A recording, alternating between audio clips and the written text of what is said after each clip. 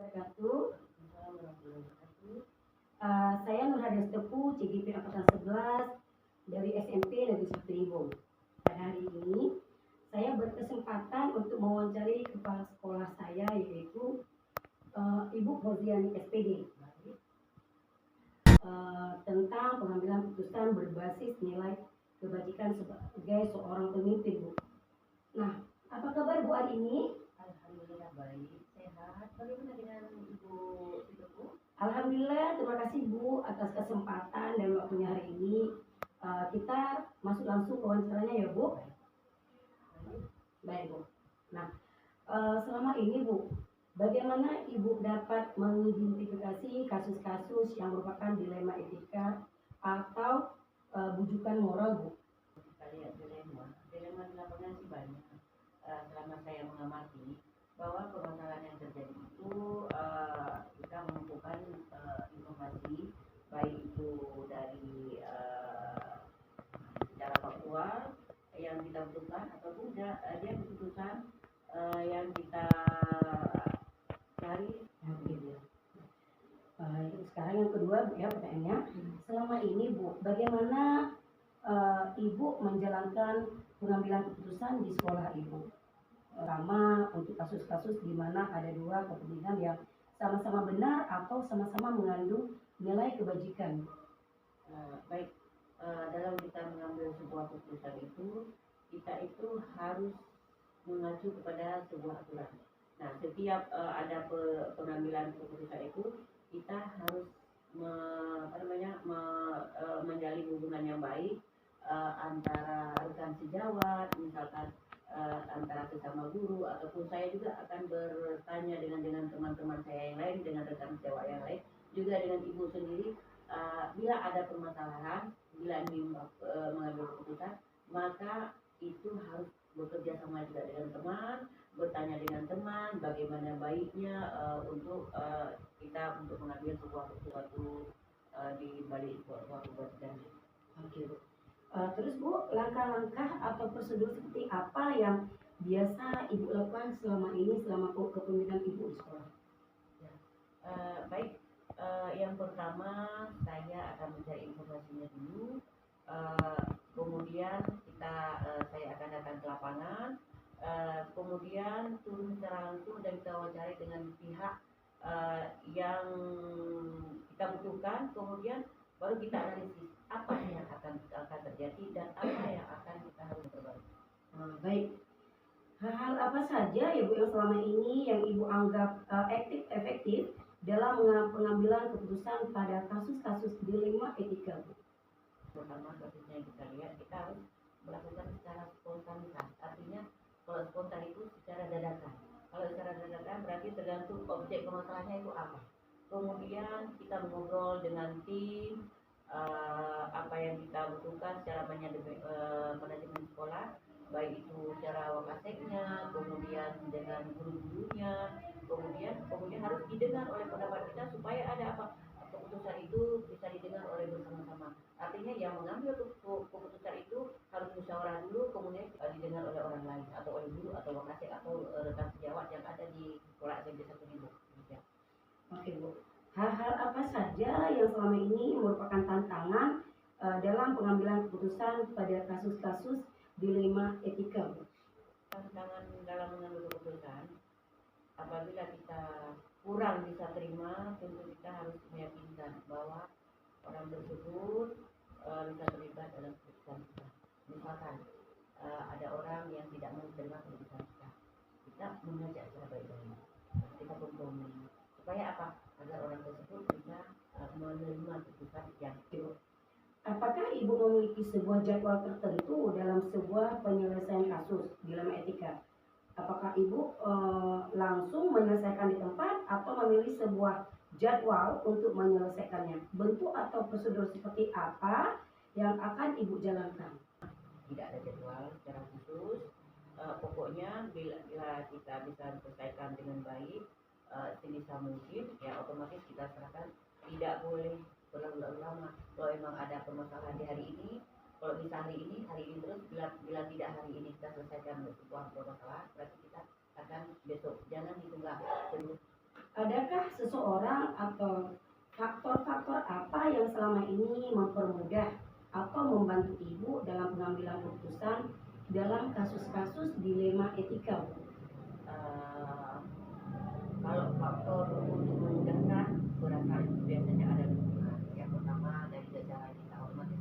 Kalau saya jajarannya kepala sekolah berarti ada wakil di bawahnya, kemudian Iya, Bu. Dari semua hal yang telah disampaikan, pembelajaran apa yang dapat Ibu petik dari pengalaman Ibu dalam mengambil keputusan dilema etika, Bu? teman-teman yang pertama adalah guru itu adalah guru yang terbaik. Kita belajar dari berbagai kejadian untuk setiap kasus. Kemudian dalam pergaulan itu tidak ada kasus, tidak ada permasalahan. Kita jangan hanya teori saja, tapi kita harus memperhatikan di lapangan supaya apa? Bila ada masalah kita selesaikan dengan baik-baik.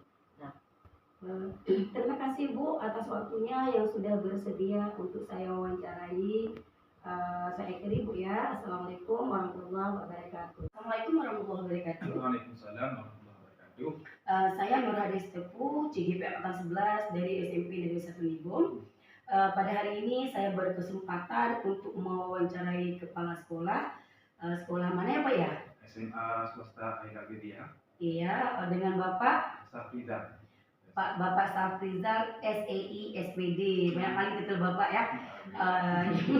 Yaitu tentang pengambilan keputusan berbasis nilai kebajikan sebagai seorang pemimpin, Pak. Nah, apa kabar Bapak hari ini? Alhamdulillah. Alhamdulillah Pak ya. Terima kasih Pak atas kesempatan dan waktu Bapak hari ini. Kita masuk langsung ke wawancaranya ya Pak ya. Nah, yang pertama pertanyaan saya Pak ya. Selama ini bagaimana Bapak dapat mengidentifikasi kasus-kasus yang merupakan dilema etika atau bujukan moral, Pak? Yang pertama saya akan mengamati dulu suatu permasalahan yang terjadi, kemudian mengumpulkan informasi-informasi yang faktual, kemudian saya akan menentukan suatu keputusan yang maju kepada peraturan-peraturan yang ada di sekolah kami. Nah ya Pak, selama ini Pak, bagaimana Bapak menjalankan pengambilan keputusan di sekolah Bapak, terutama untuk kasus-kasus di mana ada dua kepentingan yang sama-sama benar atau sama-sama mengandung nilai kebajikan, Pak? Oke, baik, dalam pengambilan suatu keputusan kami harus kembalikan semuanya ke sebuah aturan. Setiap pengambilan keputusan saya akan selalu menjalin hubungan dengan rekan-rekan sejawat ataupun guru-guru senior di sekolah kami, kemudian secara berkolaborasi dan memastikan bahwa suatu keputusan tersebut benar-benar dipahami karena akan selalu ada alasan di balik suatu kejadian. Berarti adanya kolaborasi ya Pak ya, jadi guru. Iya, berarti Bapak nggak kerja sendiri ya Pak ya, bagus sekali ya Pak ya. Nah sekarang langkah-langkah atau prosedur seperti apa yang biasanya Bapak lakukan selama ini di sekolah? Kalau untuk prosedur yang pertama tadi kami akan mencari informasi terlebih dahulu, kemudian saya akan observasi di lapangan, turun langsung untuk wawancara dengan berbagai pihak, lalu setelah itu kami akan menganalisis untuk mengambil keputusan yang terbaik yang ada.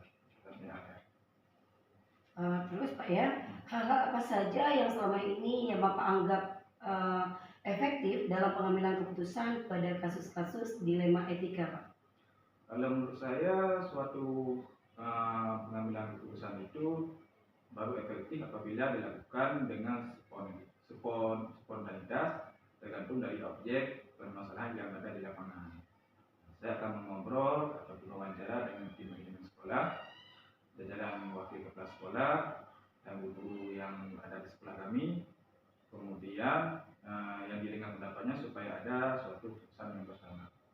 Berarti Bapak langsung terjun di lapangan sendiri ya Pak ya? Observasi di lapangan. Iya, observasi serta mewawancara ya? Wawancara dengan guru. Iya Pak.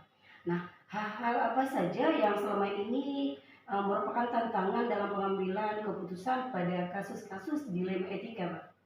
Kalau berbicara dengan tantangan yang sering kami hadapi dalam pengambilan keputusan, yaitu apabila keputusan yang kami keluarkan kurang diterima, tentu kami akan meyakinkan orang-orang tersebut yang terlibat dengan keputusan yang kita ambil. Iya. Apakah Bapak memiliki sebuah jadwal tertentu dalam sebuah penyelesaian kasus dilema etika? Apakah Bapak langsung menyelesaikan di tempat atau memiliki sebuah jadwal untuk menyelesaikannya? Bentuk atau prosedur seperti apa yang akan Bapak jalankan? Kalau berbicara tentang jadwal, belum ada jadwal yang tertentu yang tersusun. Biasanya terjadi suatu permasalahan, kami akan selesaikan dengan secara baik dan sebisa mungkin diselesaikan agar tidak berlarut lama. Berarti langsung hari itu terus ya Pak? Hari itu betul. Ya. Nah sekarang pertanyaannya Pak, apakah adakah seseorang atau faktor-faktor apa yang selama ini mempermudah atau membantu Bapak dalam pengambilan keputusan dalam kasus-kasus dilema etika Pak? Faktor-faktor yang memudahkan biasanya berasal dari adanya dukungan dari jajaran guru-guru maupun wakil-wakil kepala sekolah yang ada di sekolah kami. Berarti dari tadi kita bahas itu adanya selalu kolaborasi ya Pak ya? Iya. Nah Pak, dari semua hal yang telah disampaikan, pembelajaran apa yang dapat Bapak petik dari pengalaman Bapak mengambil keputusan dilema etika selama Bapak menjadi kepala sekolah Pak? Ya kalau berbicara memang pengalaman itu adalah suatu guru yang terbaik karena kita akan belajar dari berbagai kejadian untuk setiap kasus atau permasalahan yang terjadi di sekolah kami, sehingga jangan terjadi suatu kejadian yang terulang kembali. Kita boleh sekali mengambil teori, namun saat implementasi di kejadian kadang-kadang teori itu berbeda dengan praktek yang terjadi di lapangan. Iya. Oh, bagus sekali ya Pak ya. Semoga saya bisa mengambil pengalaman dari Bapak ke depannya. Nah, terima kasih banyak Pak atas waktu yang sudah Bapak sediakan untuk saya wawancarai. Saya akhiri. Assalamualaikum warahmatullahi wabarakatuh. Waalaikumsalam.